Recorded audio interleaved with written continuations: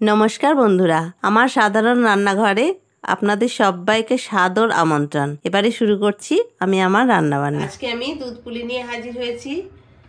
সামনেই মকর সংক্রান্তি, সেদিন তো আমরা সবাই পিঠে পুলি নিয়ে খুবই ব্যস্ত হই। তার মধ্যে এরকমভাবে দুধ পুলি করে নিলে এটা কিন্তু খেতে খুবই ভালো হয়, খুব টেস্টি। আর আমি যে পদ্ধতিতে করেছি এইভাবে করে খেয়ে দেখবেন, যেমন নরম তুলতুলে হবে তেমনি খেতেও কিন্তু খুব সুস্বাদু। দুধ পুলি করার জন্য আমি এই কামিনীভোগ আতপ চালটাকে 3-4 ঘন্টা ভিজিয়ে রেখেছিলাম। তারপরে জল ঝরিয়ে এটা শুকনো করে নিয়েছি। এবার এটা গুঁড়ো করে নেব। চালটা আমি গুঁড়ো করে নিয়েছি। আমি কিন্তু মিক্সিতেই গুঁড়ো করেছি। ঠিক এইরকম হয়েছে, খুবই যে একদম পাতলা হয়েছে তা না, একটু বেশ কিরকিরে আছে, একটু দানা দানায় আছে। আর এইরকম চাল গুঁড়ো করে নিলে পুলি, পিঠে, পাটিসাপটা সবকিছু কিন্তু খুব ভালো হয়। আমি এইভাবে চালটা গুঁড়ো করে নিয়েছি। আমি এখানে 2 হাতা দুধ দিয়েছি। দুধের মধ্যে দিয়ে দেবো একটু ঘি। এবারে আমি খোয়া ক্ষীরটাকে একটু নেড়ে নেব কড়াইতে। এই খোয়া ক্ষীরটা আমি দোকান থেকে নিয়ে এসেছি। চাইলে আপনারা দুধ মেরে মেরেও এই খোয়া ক্ষীরটা ঘরে বানিয়ে নিতে পারেন। আমি এবারে এটাকে খুব ভালো করে নেড়ে চেড়ে নেব। খোয়া ক্ষীরটা গলে গেছে। এবারে আমি দিয়ে দেবো একটু পাটালি গুড়। পাটালি গুড়টা দিয়েও আমি বেশ কিছুক্ষণ এটাকে নেড়ে চেড়ে আর একটু শক্ত করে নেব। এখন তো শীতকাল, শীতের যে কোনো পিঠে পুলি তৈরি করতে গেলে পাটালি গুড় দিলে কিন্তু খুব সুন্দর স্বাদ হয়। আমি সেই জন্য এই খোয়া ক্ষীরটার মধ্যে একটু পাটালি গুড় দিয়ে দিলাম। এর ফলে এটা স্বাদটা অনেকটাই বেড়ে যাবে, খেতেও ভালো লাগবে। আর শীতের এই পাটালি গুড়ের গন্ধটা তো খুবই সুন্দর হয়। যারা ভালোবাসেন আমি বলবো পাটালি গুড় দিয়ে এইসব খাবারগুলো করলে খাবারের স্বাদটাও অনেক বেড়ে যায়। এই খোয়াটাকে আমি আরো একটু শক্ত করে নেব। আমি কড়াই খানিকটা জল নিয়েছি। জলটা খুব ভালো মতো ফুটবে যখন, তখন আমি শুরু করব ঘানি করাটা। জলটা খুব ভালো মতো ফুটে গেছে। আমি দিয়ে দিচ্ছি একটু ঘি আর দিয়ে দেবো 1 চিমটি লবণ। স্বাদ হওয়ার জন্য একদম সামান্য 1 চিমটি লবণ আমি দিয়ে দিলাম। এই ফুটন্ত জল থেকে খানিকটা জল আমি তুলে রেখেছি, গ্যাস থেকে নামাবো না। এই যে জলটা ফুটছে, এই অবস্থাতেই চাল গুঁড়োটাকে আমি দিয়ে নাড়তে থাকবো।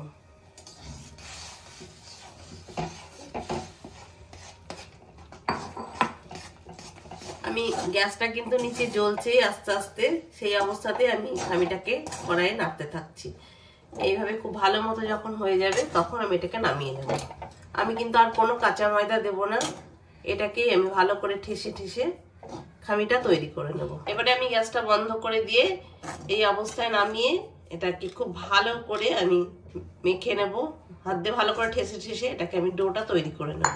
একটু করে ওই যে ফুটন্ত জলটা আমি তুলে রেখেছি, সেই ফুটন্ত জল দিয়ে দিয়ে আমি এটাকে খুব ভালো করে মেখে নেব। আমি কিন্তু কোনো কাঁচা ময়দা আর একটুও দেবো না। আর পুরো গরম জলে এরকমভাবে মেখে নিয়ে এটা এরকম হয়েছে। এটা কিন্তু খুব শক্ত করব না, একটু নরম নরমই মেখেছি আমি ডোটাকে। এবারে এগুলো দিয়ে আমি পুলিগুলো তৈরি করে নেব। খোয়াটাও কড়াইতে ভালো করে নেড়ে নেওয়ার পর এরকম হয়েছে। এটা খুব শক্তও হয়নি আবার একদম নরমও না, ঠিক এরকম মন্ডা টাইপের করা যাবে সেরকম অবস্থায় আমি নামিয়ে নিয়েছি। এটা ঠান্ডা হয়ে গেছে। এবারে আমি এগুলো বানিয়ে নেব। দুধ পুলি বানানোর জন্য আমি এইরকমভাবে 1 সমান মাপের সব লেচিগুলো কেটে নিয়েছি। এবার আমি দুধ পুলিগুলো ওই খোয়া ভরে বানিয়ে নেব। আর এই যে আছে এটাকে আমি একটু ভিজা কাপড় দিয়ে এটাকে একটু ঢেকে রাখবো, তাহলে শুকিয়ে যাবে। এবার পুলিটা তৈরি করব। ঘুরিয়ে ঘুরিয়ে এটা আমি একটা বাটির আকারে তৈরি করে নেব।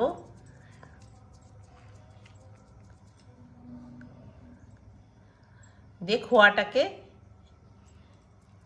এইভাবে দিয়ে আমি মুখটা এবার বন্ধ করে দেব।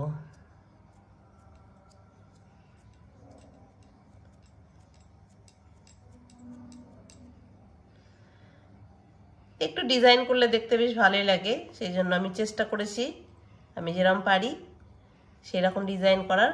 আপনারা আপনাদের মতো করে আকার দেবেন। এইভাবে আমি এরকম ডিজাইন করে সমস্ত পুলিগুলোকে তৈরি করে নেব। সমস্ত পুলিগুলো আমি এইভাবে গড়ে নিয়েছি।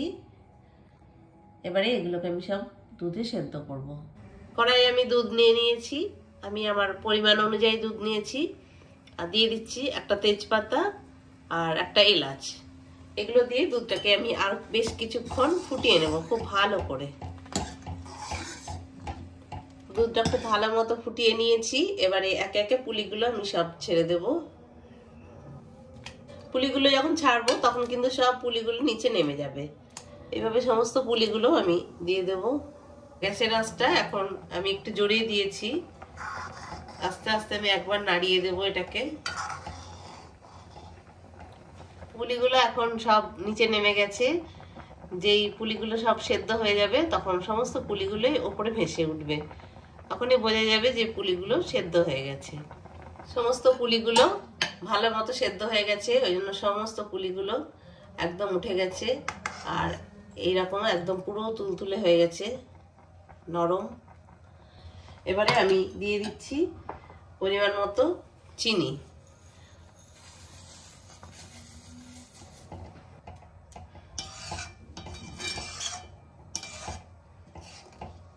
চিনিটা দিয়ে একটুখানি ফুটিয়ে নেব।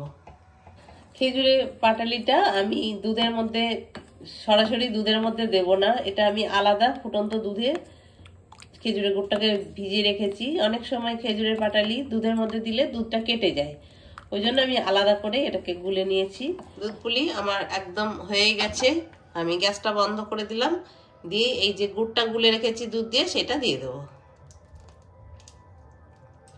নরম সুস্বাদু দুধ পুলি, এটা কিন্তু খুবই নরম, একদম খুব নরম। এই যে একদম ক্ষীরের সঙ্গে এইরকম হয়েছে আমার। আমি এখানে খোয়া ক্ষীর ব্যবহার করেছি, খোয়া ক্ষীরের পুর দিয়েছি পুলির মধ্যে। আপনারা চাইলে এখানে নারকেলের পুর দিয়েও করতে পারেন, তাতেও কিন্তু এটা এরকম সুন্দর নরম তুলতুলে হবে। আশা করছি আমার এই দুধ পুলি আপনাদের ভালো লাগবে। সামনেই মকর সংক্রান্তি আসছে, তার জন্য রইল আগাম শুভেচ্ছা। আগামীতে আপনারা ভালো থাকুন, সুস্থ থাকুন, এই কামনা করে আজকের দুধ পুলি আমি শেষ করছি। ধন্যবাদ।